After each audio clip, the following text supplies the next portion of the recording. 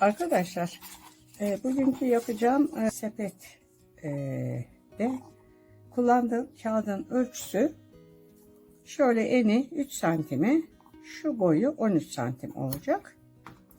Önce bu kağıdı bantlayarak işe başlıyorum.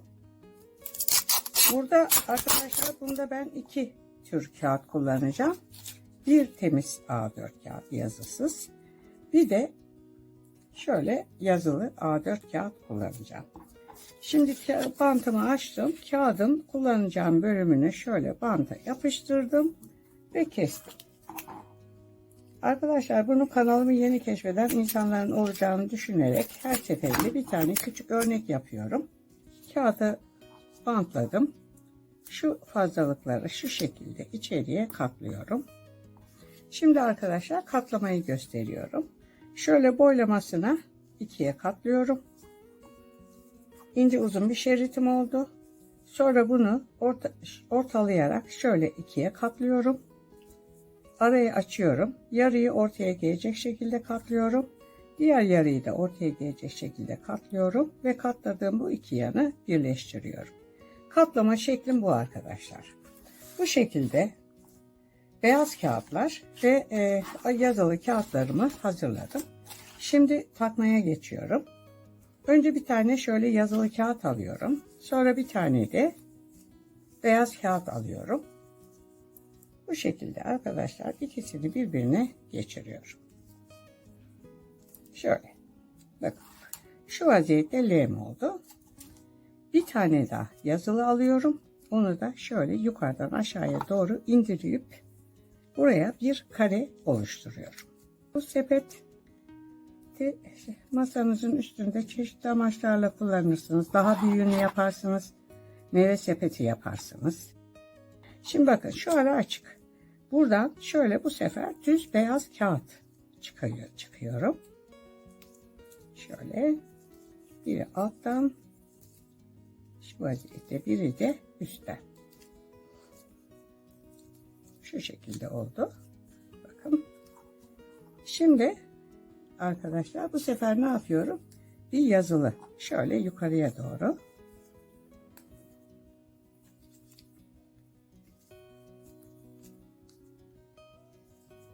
Bu şekilde. Tamam mı arkadaşlar? Böyle iç içe geçmiş kareler yapacağız. Şimdi bu sefer ne yapıyoruz? Beyaz. Şu ara açık. Buradan dışarı.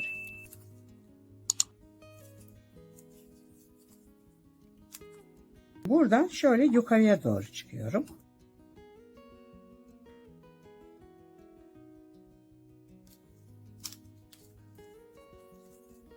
Şu vaziyette.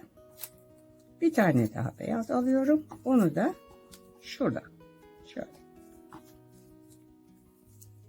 Biri alttan. Arkadaşlar, biri de şöyle üstten. Bu şekilde arkadaşlar 18 sıra yapacağız. Bir sıra 2, 3, 4 şeklinde. Şöyle 18 tane olana kadar buna devam edeceğiz. Ben hazırladım. Tam şurada sayıyorum. Bakın. 1, 2, 3, 4, 5, 6, 7, 8, 9, 10, 11, 12, 13, 14, 15, 16, 17, 18. Yani 18 tane şöyle iç içe geçmiş kareler olacak. Bakın. Şunların bir tanesini 1 diye sayıyorum. Şu 2. Bu şekilde. Şimdi ne yapacağız? Bu bittiğine göre hemen bunları, şu uç kısımlarını hem bu tarafı hem bu tarafı kapatmam gerekecek. Buraya beyazla kapatacağım bu kısmı. Şuradan kağıdı sokuyorum. Şu aradan çıkmasına izin vermiyorum ve döndürüyorum. Şöyle bir döndüm. Arkadaşlar. Bir daha döndüm.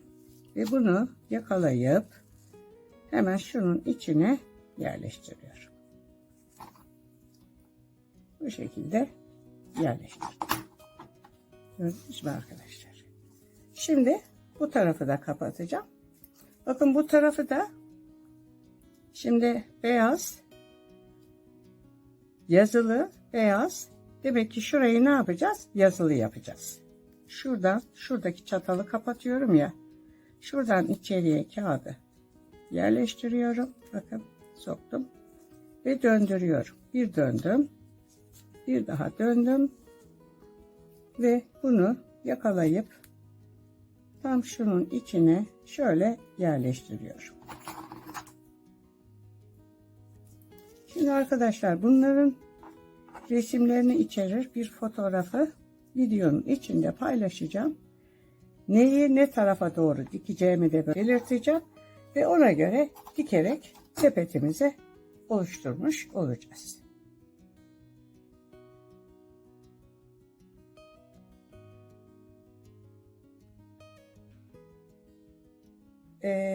Artık dikişe geçebiliriz. Dikerken şu araları önce dikeceğiz ve sonra bunları bu şekilde birleştireceğiz.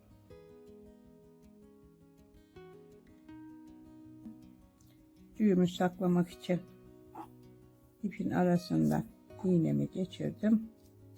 Ters yönden girip şu düğümü kağıtların içine saklayacağım. Buradan girdim.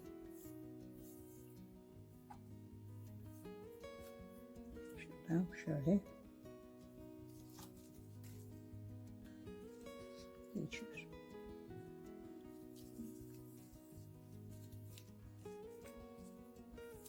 Bu şekilde şuraya geçiyorum. Bakın şu ara açık. Burayı dikiyorum.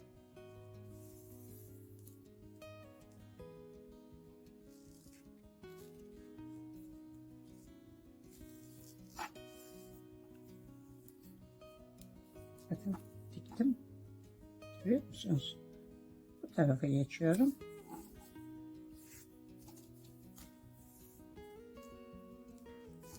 Bu sefer arkadaşlar burayı şuradan giriyorum. Bu taraftan yukarı çıkıyorum.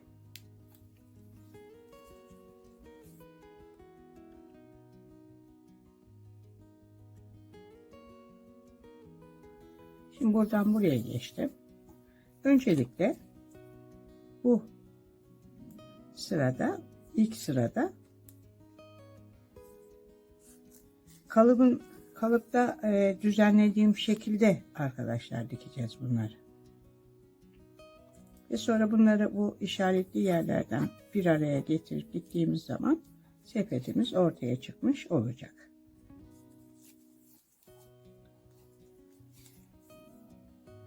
Böyle bakın şu aralar hep açık. Buraları dikeceğim. Şu başa kadar geleceğim. İlk şeritimin şu aralarını diktim. Artık diğerleriyle birleştirmeye başlıyorum. Bu şekilde şimdi bu iki şeriti birbirine dikeceğim. Bak buraya geldim. Şimdi şurası açık. Hemen bunu birleştiriyorum. Şöyle. Yok eğer isterseniz hepsinin aralarını böyle kapattıktan sonra bir anda birleştirirsiniz. Karar sizin. Ama gerek yok. Bu şekilde de olabilir. Mesela şimdi giderken sadece bu tarafları birleştiririm. Şu tarafı da bunu eklerken birleştiririm.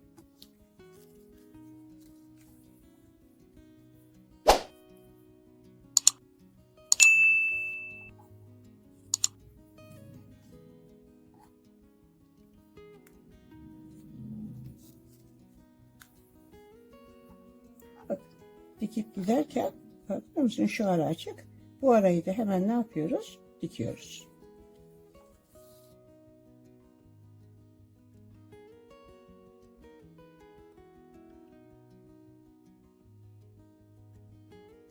Bakın şura açık. Oraya geldiğimde burayı da dikeceğim.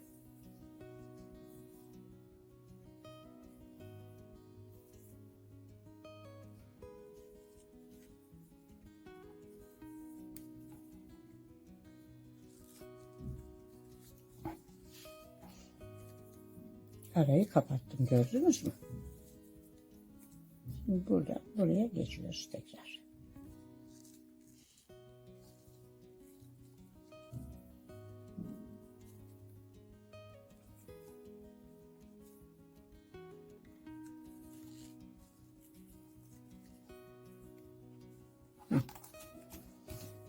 Böyle arkadaşlar, şöyle bütün bu şeritleri üçlü gruplar halinde dikeceğiz. Arkadaşlar bakın, 4 parçayı da şu şekilde üçerli gruplar halinde diktim. Şu şöyle olacak. Şöyle ve şu şekilde. Şimdi bunları birleştirmem lazım. Onun için ne yapıyorum? Şimdi şöyle bakın arkadaşlar, bunları şu şekilde karelere bölüyoruz. Bu şekilde. Şimdi şunu alıyorum. İpim şurada. Şu şekilde birleştiriyorum. Şu başa getirdim. Burayı böyle getirdim. İpim burada. Şuradan itibaren birleştiriyorum. Şimdi bunu birleştirirken arkadaşlar sayıyoruz. 1, 2, 3, 4, 5, 6 tane bırakıyoruz. 6'dan itibaren başa kadar şöyle denk getirerek dikiyoruz. Bu o zaman tam gelir. Bu şekilde arkadaşlar burayı dikeceğim.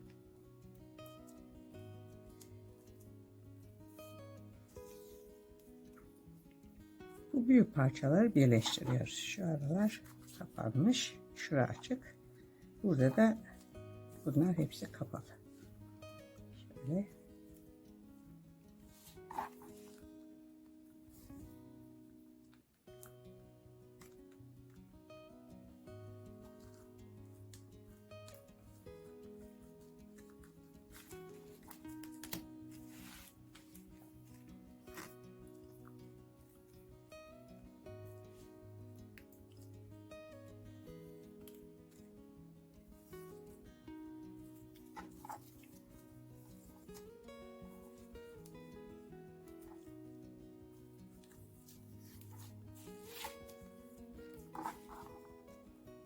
Önce 3 şeridi birbirine tutturuyorum.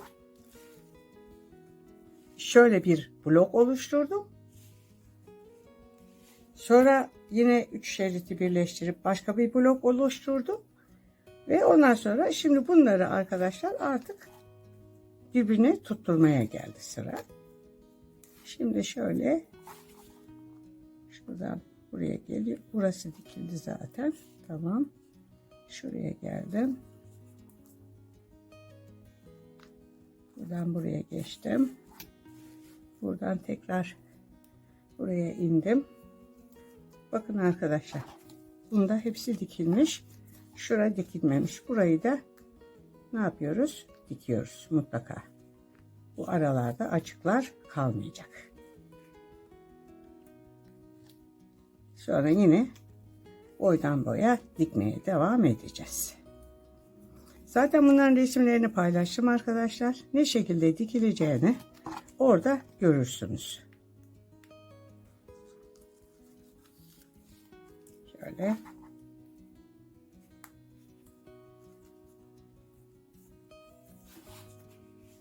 Bu şekilde buraya kadar geleceğim. Sonra arkadaşlar şunu dikeceğim. Buradan 6 tane bırakacağım. Buradan 1, 2, 3, 4, 5, 6 tane bırakacağım. Ve şurayı dikeceğim. Şuradan itibaren şöyle. Bakın. Burayı dikiyorum. Sonra bunu buradan 6 tane bırakıp şuradan itibaren burayı dikeceğim. Şöyle.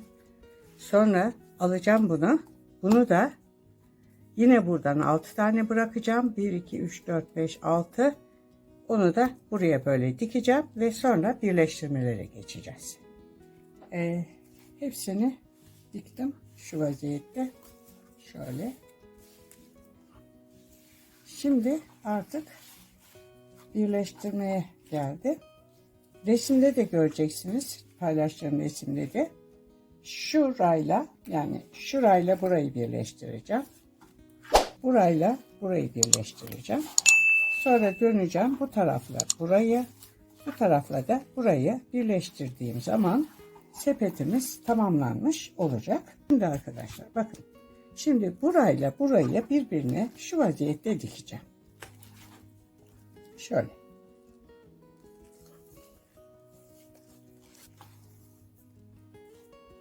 Böyle. Şöyle dönüyorum.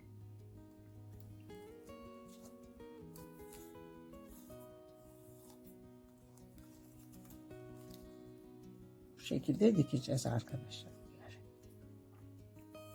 Şuradan girip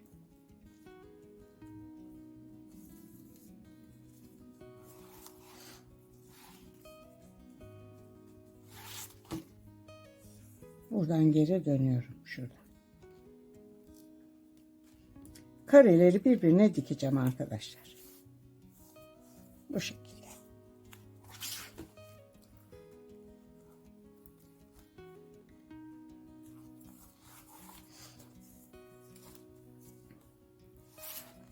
Gerçekten güzel bir sepet olacak bu. Şuradan.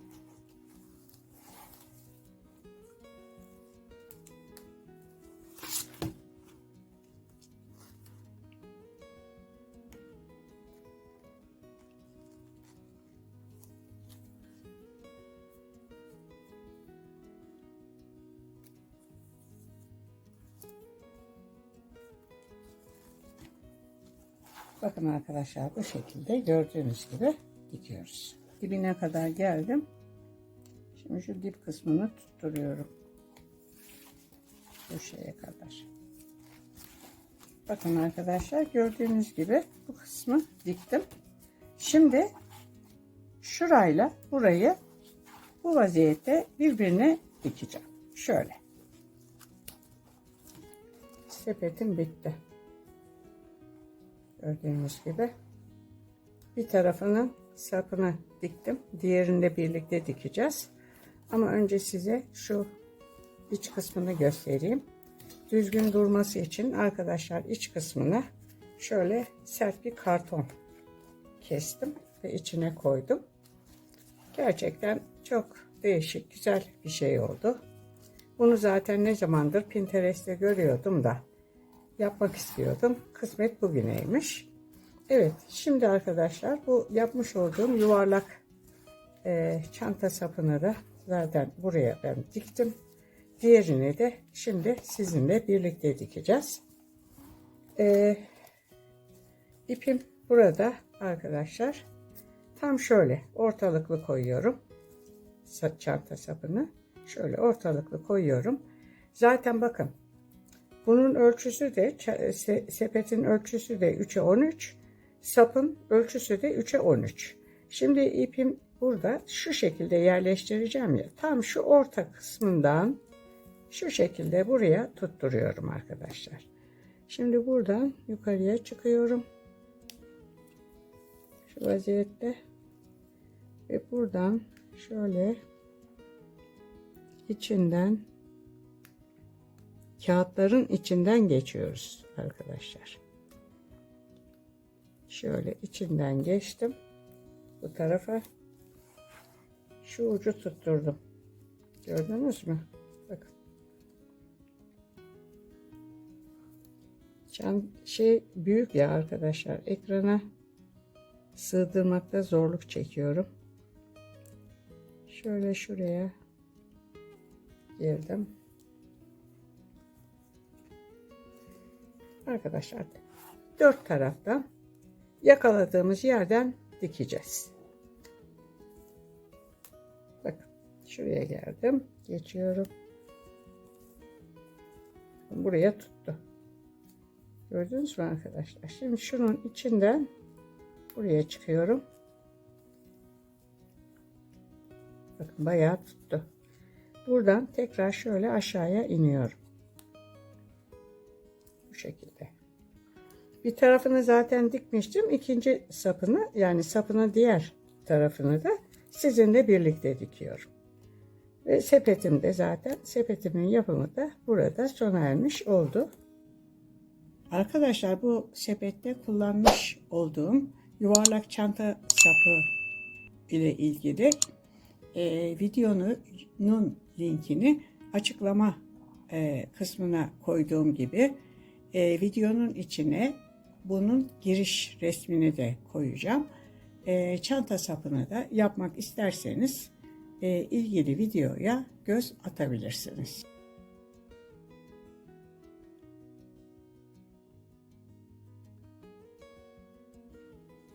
Evet arkadaşlar, sepet yapımı gördüğünüz gibi burada sona erdi. Videomu beğenmeyi, kanalıma abone olmayı unutmazsanız mutlu olurum. Bundan sonraki videolarda görüşmek üzere. Hoşça kalın.